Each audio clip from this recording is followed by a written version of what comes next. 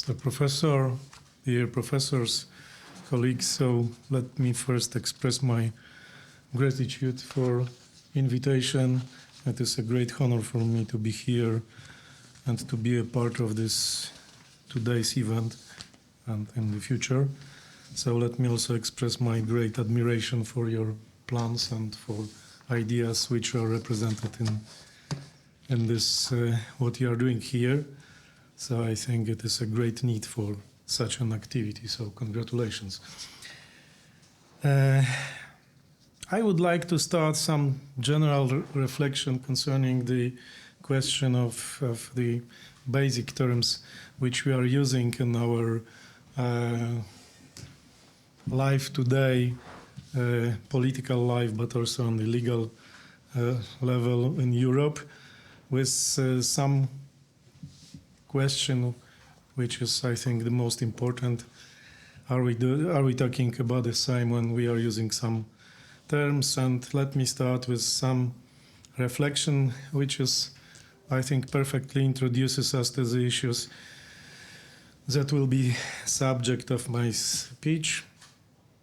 When communists were still in power in Poland and I was still a young man, we told each other some joke which maybe was known in other Central European countries. So the joke was as follows. So which is the difference between democracy and socialist democracy? So the answer was that this is the same like between chair and electric chair. And I never thought that I would live to see this joke become relevant again.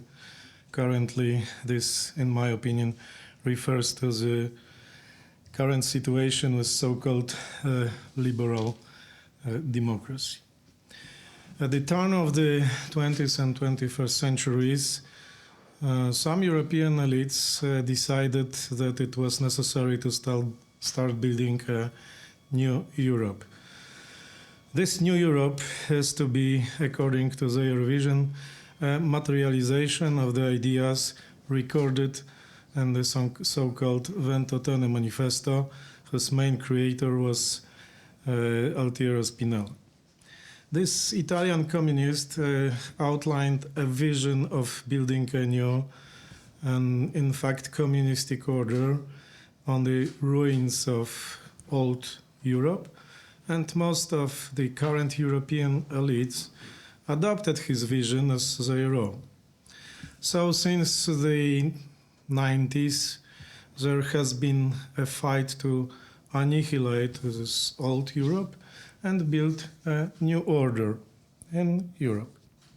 It should be noted here that in the proposed version of the change to the European Union treaties submitted a few months ago and currently being processed, in the new preamble to the Treaty of the European Union, the authors of these changes indicate that the main ideological source of their work is just a Ventotene Manifesto. The fact that in the new proposal this document is ahead of the Schuman Declaration and the hierarchy of the ideological references, which has so far been the undisputed foundation of the Union, has more than symbolic importance. This is the culmination of a process that has involved the complete eradication of any Christian roots of the European Union over the last quarter of century.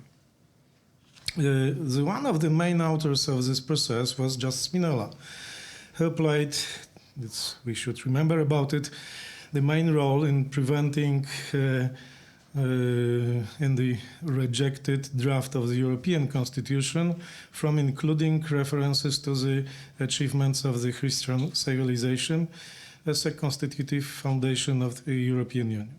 It was in the beginning of the 21st century.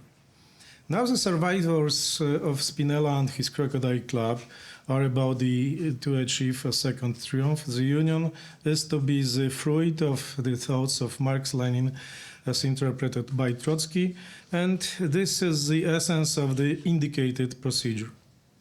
To make clear what we should refer to ideologically in the new union, I will read a few quotes from Spinola's thoughts. This is important because the manifesto is talked about a lot, but the main thoughts contained in are rarely mentioned. The first quotation. The fundamental problem that requires solution, the existence of which makes any further progress only apparent, is the question of the final abolition of the division of Europe into sovereign nation states. The second, a free and united Europe is an indispensable condition for the development of modern civilization, which was stopped during the period of totalitarianism. With its end, the historic crackdown on inequality and social privilege will be fully reborn. All old conservative institutions that hinder this process will collapse, and the crisis that will occur should be boldly and decisively exploited. Third quotation. Private property should be abolished, limited, corrected. This postulate naturally fits into the process of shaping European economic life, free from the nationalist nightmares of militarism and bureaucratism. And the last one. Our movement derived certainty about its goals and directions of actions, not from the recognition of some non-existent will of the people, but from the awareness of representing the deepest needs of modern society. Thanks to it, our movement sets the direction line of the new order, imposing the first social discipline in the still unformed masses. The new state will be established thanks to the dictatorship of the Revolutionary Party. Let me say that I think that comrades from the Communist Party of the Soviet Union or their Chinese or Korean counterparts would not be ashamed of this typical communistic phraseology, which is to be the foundation of the new Europe from now on. The logical culmination of this construction is Amendment 149, adding to the Article of 151 of the Treaty of the Functioning of the European Union, new comment as a point 1a in this proposal, which is now under the review. It reads as follows. Detailed provision of the definition and implementation of social progress and the relationship between fundamental social rights and other union policies will be laid down in the Protocol of Social Progress in the European Union annexed to the treaties. Needless to say, this Protocol of Progress is to be prepared by our movement, mentioned in this quotation, drawing knowledge not from the recognition of some non-existence will of the people, but from the revolutionary consciousness of its leader. Therefore, that is to happen in the new union is to be a function of the comment of the Progress Protocol that will be prepared by the European avant-garde. You don't have to be a specialist in Marxism or Trotskyism to know what all this means. In other words, the masks have been removed. We are now openly walking down the path of returning to the reality that we in Poland and other countries in Central and European Europe abandoned in 1989. These introductory remarks are necessary to get the issue indicated in the title of my speech. Until the beginning of the 21st century, there was a common understanding of these fundamental concepts in Europe: rule of law, European standards, even democracy. They grew out of the common Christian foundation of European civilization. However, after the failure of attempts to impose the so-called constitutional treaty, what I mentioned, there was a hurricane offensive of neo-Bolshevik circles, which ruined the previous common understanding of this and many other categories. I would like to return to the title question. Do we in Europe still talk about the same thing using concepts such as rule of law, European standards, or democracy? In my opinion, certainly not. For the past 8 years, from 2015 to 2023, Poland has been constantly accused by the European Union's leadership centers and many European governments and political formations of lacking the rule of law. Similar allegations were raised against Hungary for even longer.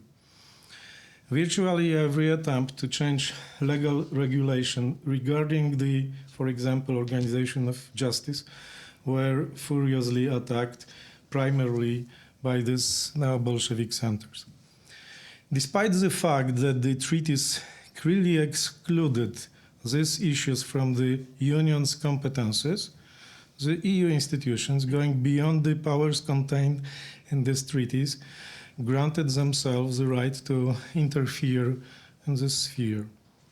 They called their unlawful interference a concern for the rule of law in member states. Additionally, the existence of some European standard was invented according to which Poland and Hungary should model their legal solution. What are these standards? Nobody knows this, except some enlightened officials in the European Union who talk about these standards very often. This does not prevent the Court of Justice from talking about the European standards in every justification of its ruling, but these are statements that do not contain any significant content. Everybody can check it in reading justifications to the judgments of the tribunal. They are just nothing more than an empty slogan.